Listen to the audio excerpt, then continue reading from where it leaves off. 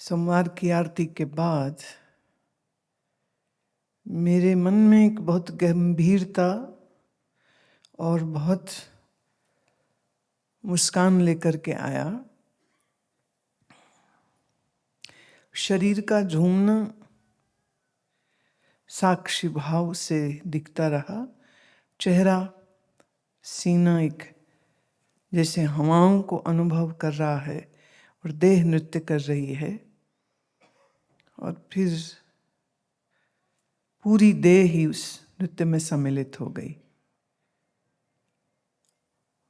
ये आनंद और ये ठहराव पहले कभी अनुभव नहीं किया। अब जब कई हफ्तों के इस वेदांत चिंतन को जो सन्मुख बैठ के कर रही हूं, यह अनुभव जो शरीर, अंगों, मन, बुद्धि में प्रारंभ हुआ, इसकी अनुभूति, ये जो हुई तो मालूम नहीं कि क्या था ये, पर ये अनुभव जब तक रहा, एक आनंद और ठहराव रहा। तो वेदांत के संदर्भ में क्या यह मेरा अनुभव सच्चिदानंद अनुभव की तरफ ही है क्या? देखो, संशय मत करो। मन को इतनी आदत हो गई है दुखों की, दुखी रहने की, बेचैन रहने की, चंचल रहने की, कि जब मन ठहरता भी है तो मन ही संशय करता है, क्या सच में ठहर गया, क्या सच में रुक गया, या कि कुछ और था ये। पर सत्य यह है कि जो लोग यहाँ 3 माह के इस वेदांत के चिंतन में रुके हुए हैं, अब लंबा समय रहेंगे। आश्रम का वातावरण है, रजोगुणी तमोगुणी प्रवृत्तियां तो अब क्या ही यहाँ पर होंगी। जो हो रहा है वो सात्विकता, अनुशासन, संयम, यही सब चीजें आपकी बढ़ रही हैं, जो कभी कभी घर संसार में रह करके संभव नहीं है, क्योंकि मन बिखर जाता है, यहाँ वहाँ चला जा। अब यहाँ पर और कुछ है नहीं, और आप करने भी साधनाएं हैं। तो जब आपकी साधना गहरी और मन एकाग्र होने लग जाता है, और ऐसे में जब आप वेदांत श्रवण करते हैं, तो उसका प्रभाव यह है कि आपको बिना यत्न किए वो ध्यान की स्थितियों की अनुभूति की संभावना बन जाती है, जो शायद अपने आप करने से सालों में भी नहीं हो पाती। ये अंतर। जब आप उस शर्त को पूरा करने लग जाते हो जो शर्त वेदांत मांगता है, जब आप उन शर्तों को कमोबेश पूरा करने लग जाते हो, तो निश्चित उसका रिजल्ट कोई 10-20 साल नहीं लगते, फिर तो कुछ घंटे ही काफी हैं।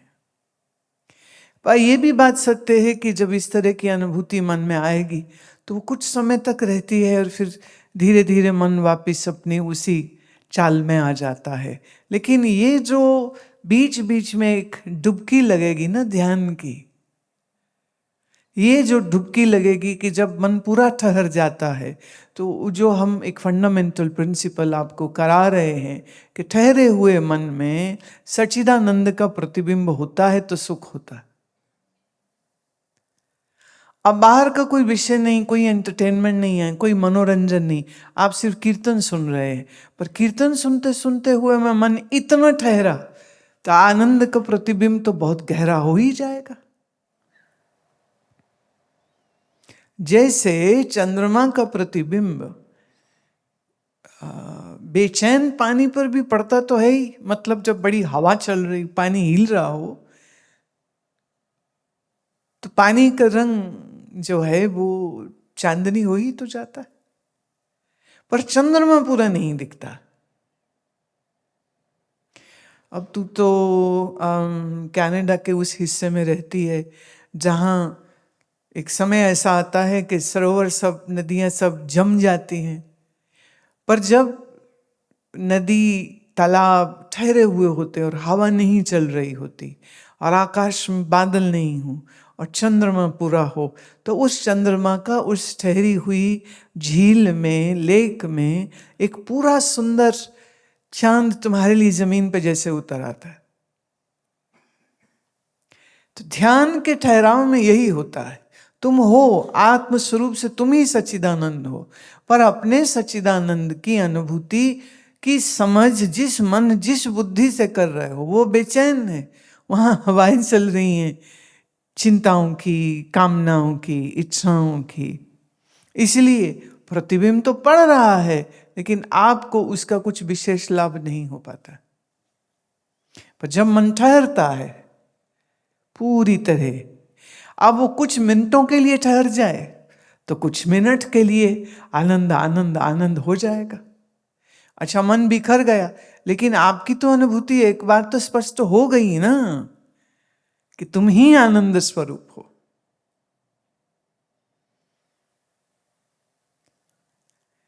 अब देखो, जब खुद ठहराने जाओगे तो मालूम नहीं कब ठहरेगा।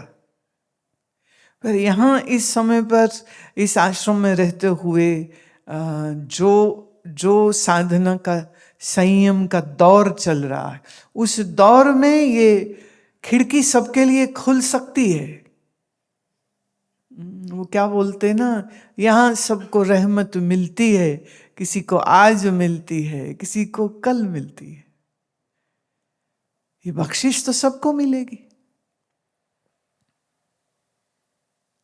पर जब भी निर्विकल्पता होगी, वो मुझे सुनते हुए हो जाए, वो भजन सुनते हुए हो जाए, वो कीर्तन गाते हुए हो जाए, वो अकेले सरोवर के किनारे बैठे हुए हो जाए, वो अकेले तुम घास में लेटे हुए थे बगीचे में और आकाश देख रहे थे उस समय हो जाए, वो किस क्षण हो जाए हम कह नहीं सकते।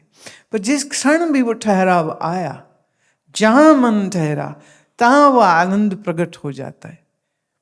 ध्यानी के लिए वो प्रतिबिंबित ध्यान में होगा, लेकिन जो ज्ञान श्रवण कर रहा है वो इस अनुभूति को डिफाइन कर लेता है कि ये जिसका आनंद हुआ वो कौन था। वो जिसका आनंद हो रहा था सोई सच्चिदानंद घन रामा, और राम भी वही है।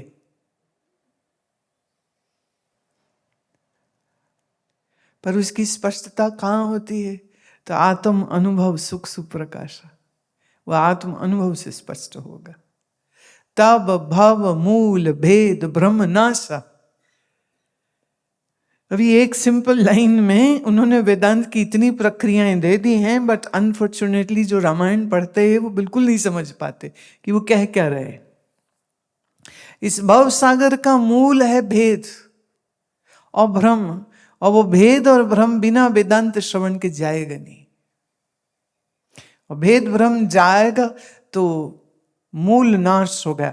It's like killing the root, you are not killing the unnecessary flowers or the weeds which are growing. So you are not pruning the branches or the stems. You are eradicating, pulling out the root of that bad weed which was growing in the field of your mind. So that removal will happen with Tattva Gyan, Upanishad Gyan. But to receive this Gyan properly, what you need is a very good quality of mind.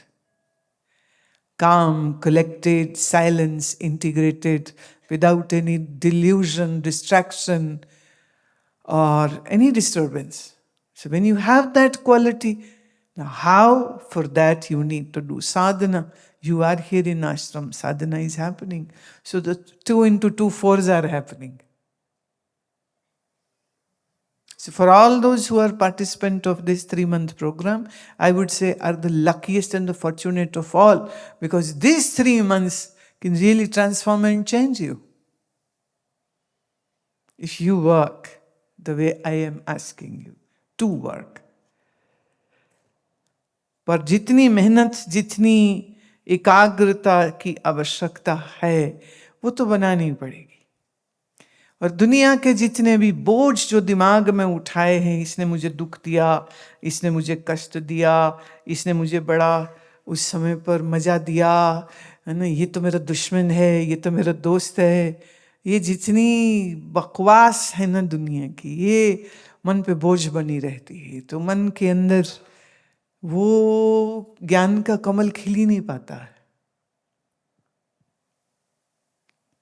For this lotus of self-awareness and self-knowledge will surely bloom in that intellect, might be the dirtiest of all. But when you have that strong will that you want to know what the truth is, things will begin to open up for you without any issue.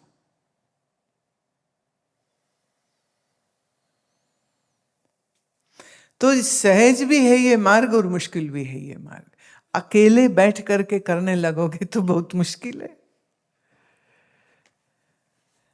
पर जब सदगुरु के संग तुम करते हो ये यात्रा, तो फिर ये सुखद हो जाती। मैं हमेशा कहती हूँ, मैं अपना ही एग्जाम्पल देती हूँ। 12 साल की उम्र में वेदांत सुना था पहली बार, प्रक्रिया को। मैं हंस रही थी, मैंने कहा हमारे पास क्योंकि ग्रंथों से इतना प्रेम है, अपने हाथ से जो लिखे हैं, तो उस समय के लिखे हुए, that is I am saying 1979 में जब पहली बार मैंने सुना था, तो वो कॉपी में अपने आप अपने हाथ से लिखती थी। My teacher was very tough, so my teacher can ask question at any time and will not give me time to prepare. So I am giving my exam anytime, every time, all the time. No time in between. तो जो सुनते थे वो लिखते थे।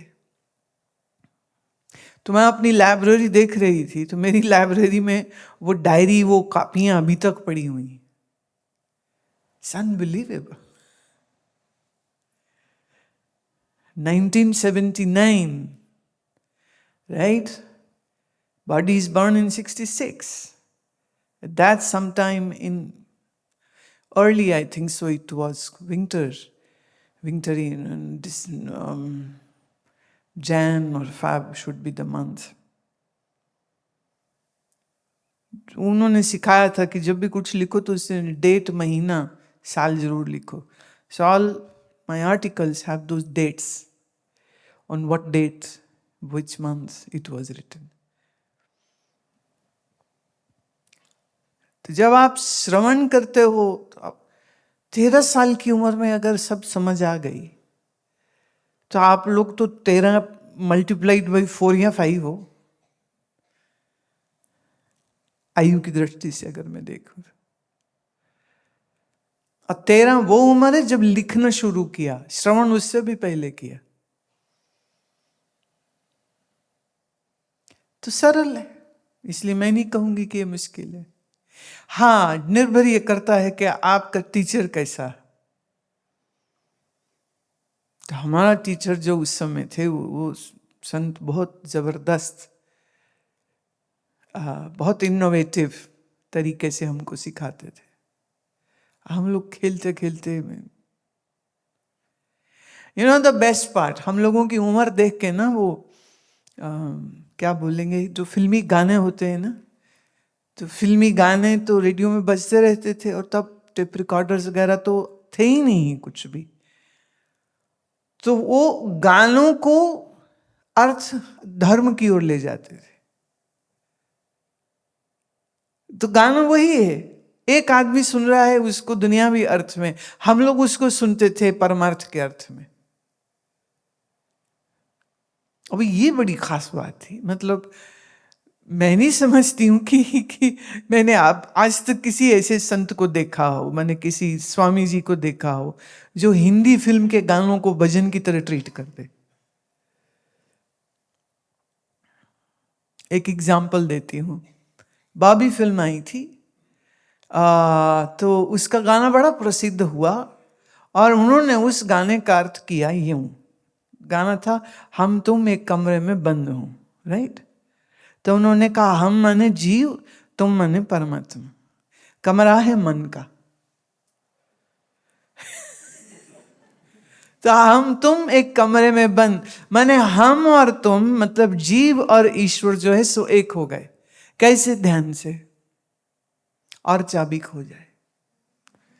चाबी मतलब वो वासनाएं जो मन को फिर वापस बाहर संसार में लाती हैं, वो चाबी इच्छाओं की जो मन का ताला खोले, वो चाबी गुम हो जाए, माने ध्यान लग जाए। और मन की भूल भुलैया में ये जो मन हमको उलझाता है, इसी में इसका अहंकार मर जाए। तो हम कोई 8-10 होंगे, जिसमें 3 तो बच्चे थे मेरी उम्र के, हम उम्र, एक आध छोटा एक आध बड़ा, और 10-12 बड़ी उम्र के, मतलब महिला और पुरुष थे। तो उन्होंने ये पहली सिर्फ 2 लाइन का अर्थ हमको कराया, और वो खुद गाना नहीं जानते थे पर सुनते थे। तो हमको उन्होंने कहा कि गाओ। अब नीचे बोर्ड लगा है कि ये आश्रम है, ऊपर से ग्रुप सिंगिंग हो रही है, हम तुम ये कमरे में बंद हो और चाबी खो जाए। और ये चलता रहा आधे घंटे। मोहल्ले के लोग गालियां देते थे कि ये कैसे है, ये क्या करते हैं ये लोग। पर फिर कुछ समय बाद क्या है, वो सबको समझ लग गई कि यहाँ कहानी कुछ उल्टी ही चलती है। तो भजन गाते हैं, कबीर गाते हैं, कीर्तन गाते हैं, सब तरह के, लेकिन उसमें कब कहाँ किस पॉइंट पर आकर के वो ले आते थे और वो एग्जाम्पल देते थे। अब क्या है, भारत में फिल्म बहुत प्रसिद्ध, गाने बहुत प्रसिद्ध, और एंटरटेनमेंट का सोर्स रेडियो होता था। टेलीविजन बाद में आया। टेलीविजन इतना पॉपुलर नहीं, अभी नहीं हुआ था, महंगा होता था। तो गाना सबके पास, क्योंकि रेडियो तकरीबन हर घर में होता था, तो वो गानों को ही बदल देते थे। अब सोचिए, दिन में वो गाना कभी भी लग गया तो हमने क्या सुना, उसके अर्थ कुछ और सुने, तो हमारे लिए वो भजन हो जाता था, दुनिया के लिए वो गाना हो जाता था। तो बहुत से पंजाबी, बहुत से हिंदी जो गीत होते हैं, वो उनको बदल देते थे। जहां माने प्रियतम है वो परमात्मा है, जहां पे वो याद कर रहे हैं या बुला रहे हैं या खुशी मना रहे हैं, तो हर बार क्या है कि प्रेमी परमात्मा से बातें कर रहा है, प्रेमी परमात्मा को ढूंढ रहा है, प्रेमी परमात्मा की याद में रो रहा है, प्रेमी परमात्मा से मिलने की चाह कर रहा है कि कब मिलोगे तुम। प्रेमी परमात्मा की स्मृति करता है, तो इसलिए रात नींद नहीं आती।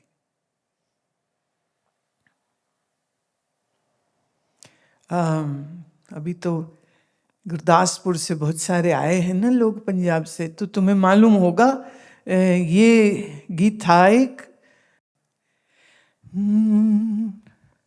सारी रात तेरा तकनिया रा,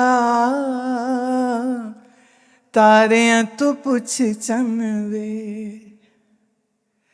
सारी रात तेरा तकनिया रा, तारे तो पुछ चन वे, मैनू तेरे मिलन दा चाऽ, लारियां तो पुछ चन वे, सारी रात तेरा तकनिया रा, तारियां तो पुछ चन वे। अब दुनियावी है ये बिल्कुल, पर वो बदल देते थे कि परमात्मा तेरे दर्शन के लिए हमको रात नींद नहीं आती, कब तक हमसे दूर रहोगे। अब गीत है दुनियादारी का, पर बदला देते थे वो उसमें। आइए, हम लोग गीत गाते थे और रोते थे कि प्रभु कब मिलोगे, तुम्हारे लारे कब खत्म होंगे, तेरा स्वरूप कब पता कैसे चलेगा, ये माया का पर्दा कब उठेगा, ये रात अज्ञान की दूर कब होगी। हम तो तेरी राह तक रहे, हम कैसे पता चले, कैसे मिलन होगा।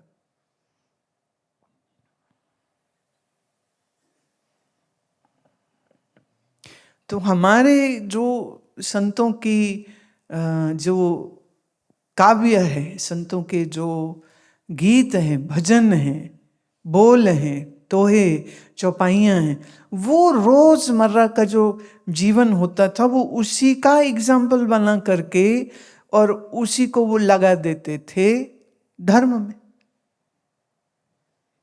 अब कबीर साहब कहीं चक्की की बात करते हैं, कभी स्त्री के श्रृंगार की बात करते हैं, और वो स्त्री के श्रृंगार को भक्त के साधना में ले जाते कि जैसे स्त्री श्रृंगार के बगैर पति को रिझा नहीं सकती, ऐसे जिस भक्त के मन में दया, क्षमा, मैत्री, नम्रता का श्रृंगार नहीं होगा, परमात्मा पति उस पर कभी रिझेगा नहीं।